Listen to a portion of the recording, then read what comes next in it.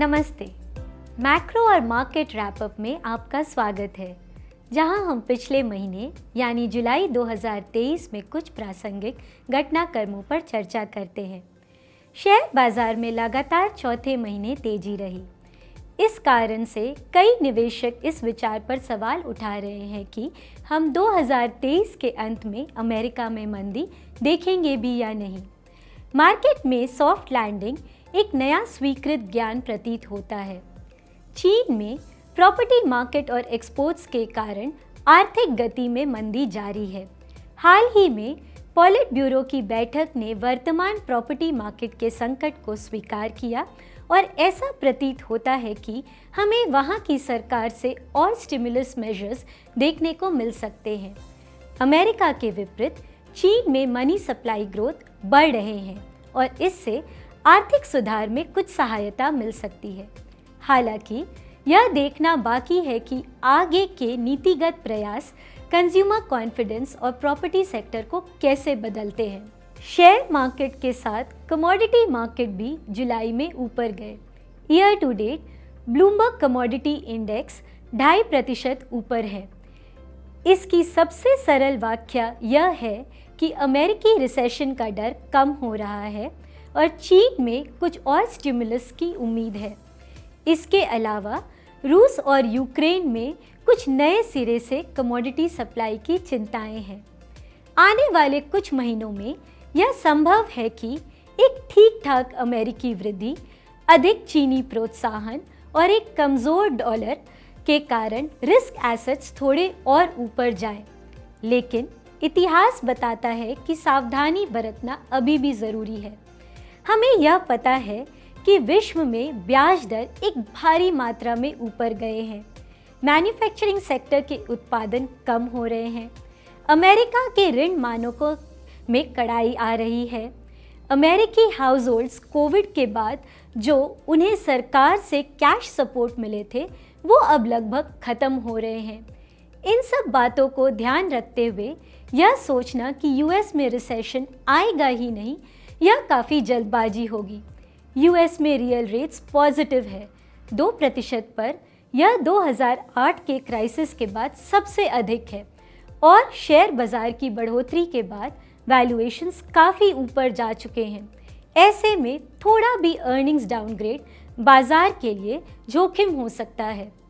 यह ज़रूर है कि हाल ही के महीनों में यूएस में हाउसिंग स्टार्ट्स थोड़े ऊपर गए हैं, लेकिन ब्याज दर के ऊपर जाने के कारण यूएस में घर खरीदने का सामर्थ्य कम हुआ है। यूएस में प्रॉपर्टी सेक्टर के भाव नीचे जा रहे हैं। ऐसे में यह सोचना कि प्रॉपर्टी मार्केट निरंतर ऊपर जा सकता है थोड़ा संदेहजनक है। जुलाई महीने में DXY इंडेक्स कुछ दिनों के लिए 100 के नीचे गया था, पर फिर भी अगर हम इस पूरे साल को देखें तो DXY अधिकतर 100 से 105 के दायरे में है। यह पिछले साल के 114 से कम है। हमारा यह मानना है कि जैसे जैसे फेड की हाइकिंग साइकिल खत्म होगी और यूएस में इन्फ्लेशन और भी नीचे जाएंगे, डॉलर में गिरावट आ सकती है। पर इसके लिए साथ ही साथ यह भी ज़रूरी है कि यूएस में हम एक माइल्ड रिसेशन का कॉन्फिडेंस मिले, ना कि हार्ड लैंडिंग का डर। पिछले 3 महीनों से भारत के इक्विटी मार्केट में एक स्ट्रॉन्ग फॉरेन इन्वेस्टमेंट दिख रहा है। हर महीने $5 बिलियन से अधिक राशि आ रही है। हालांकि इसके साथ ही FDI प्रवाह में भी नरमी आ रही है, किंतु अंत नतीजा यह है कि एक्सटर्नल अकाउंट, जिसे हम बैलेंस ऑफ पेमेंट भी कहते हैं, वह भी सरप्लस हो गए हैं। इतने सरप्लस के बावजूद भी RBI के इंटरवेंशन के कारण भारतीय रुपया US डॉलर के परस्पर 81 से 82 के दायरे में ही है। हमारा मानना यह है कि आने वाले महीनों में रुपया थोड़ा और मजबूत हो सकता है। भले ही डॉलर के मुकाबले रुपए में मजबूती ना आई हो, जापानी येन के मुकाबले रुपए में 11% और चीनी CNY के मुकाबले 6% तक की मजबूती आई है। इसके विपरीत GBP और यूरो के मुकाबले क्रमशः 4% और 1% का अवमूल्यन हुआ है। शेयर बाजार में फर्स्ट क्वार्टर 2023-24 के अर्निंग्स आने शुरू हो गए हैं। आईटी और केमिकल कंपनीज एक्सपोर्ट्स में गिरावट के कारण एक कमज़ोर निकटतम भविष्य की ओर इशारा कर रहे हैं। वहीं दूसरी ओर बीएफएसआई सेक्टर के प्रॉफिट ग्रोथ बरकरार है। एफएमसीजी कंपनीज में भी हमें कुछ वॉल्यूम रिकवरी देखने को मिली और कंपनीज ग्रामीण इलाकों के डिमांड में कुछ सुधार बताते हैं। हमने यह देखा था कि कोविड के बाद केंद्रीय सरकार ने अपने इंफ्रास्ट्रक्चर एक्सपेंडिचर बढ़ा दिए थे, पर राज्य सरकार में पिछले 1.5 साल से कैपिटल एक्सपेंडिचर कमज़ोर थे। साल 2023 से राज्यों के भी कैपिटल एक्सपेंडिचर में अच्छा उछाल आया है, जिसके कारण इंफ्रास्ट्रक्चर ऑर्डर्स में मजबूती है और सीमेंट प्रोडक्शन ग्रोथ 16% पर बना हुआ है। अगले महीने तक हमारे पास और भी कंपनीज के नतीजे आ जाएंगे। आज चुनौती यह है कि वैल्यूएशन एक बार फिर इतना बढ़ गया है कि अगर अर्निंग्स में कोई भी भारी डाउनग्रेड आया तो मार्केट में गिरावट आ सकती है।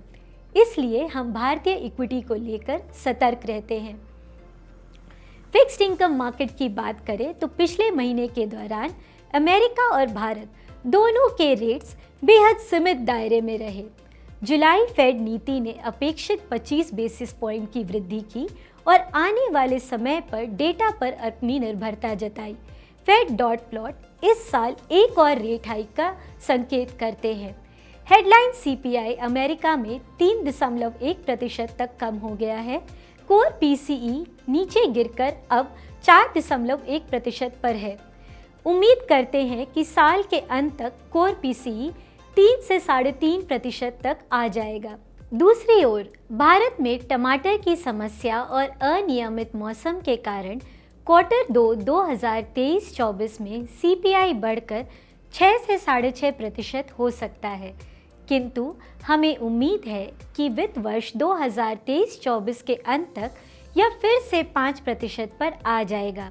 पर क्योंकि आरबीआई भारत में 5% नहीं बल्कि 4% सीपीआई इन्फ्लेशन चाहता है, हम वित्त वर्ष 2023-24 में आरबीआई द्वारा दरों में किसी तरह की कटौती की उम्मीद नहीं कर रहे हैं। केंद्रीय सरकार राज्यों के प्रति अपने टैक्स डेवल्यूशन और केपेक्स लोन को फ्रंट लोड कर रही है। इसके बावजूद पिछले साल की तुलना में एसडीएल सप्लाई काफ़ी बढ़े हुए हैं। ऐसा इसलिए है क्योंकि राज्यों के खर्चों में तेजी आई है। राज्यों के बजट को पढ़ने के बाद हमारा यह आंकलन है कि इस साल एसडीएल सप्लाई 9 लाख करोड़ से अधिक हो सकता है। कॉर्पोरेट बॉन्ड सप्लाई में भी उछाल आया है और यह सप्लाई आने वाले समय में बढ़े रह सकते हैं। इसके बावजूद स्प्रेड्स कंप्रेस्ड है, जो कि एक अच्छे डिमांड की ओर इशारा करते हैं। इसका एक कारण बैंकिंग सिस्टम लिक्विडिटी भी है। पिछले 4 महीनों में हमने बैंकिंग सिस्टम लिक्विडिटी में लगभग 2 लाख करोड़ की वृद्धि देखी है। आरबीआई द्वारा फॉरेन करेंसी की खरीद इसका पूरी तरह से व्याख्या करती है, परंतु हमारा अनुमान है कि आने वाले महीनों में यह तरलता कम हो सकती है। अक्टूबर से लेकर अप्रैल तक बैंक से ज़्यादा नोट्स निकलते हैं, जो सीधा लिक्विडिटी कम करते हैं। निकट अवधि में हम फिक्स्ड इनकम एसेट्स पर थोड़े सतर्क हैं और एक उपयुक्त समय पर अपने ड्यूरेशन को बढ़ाएंगे। इस महीने के लिए इतना ही। हमें सुनने के लिए धन्यवाद।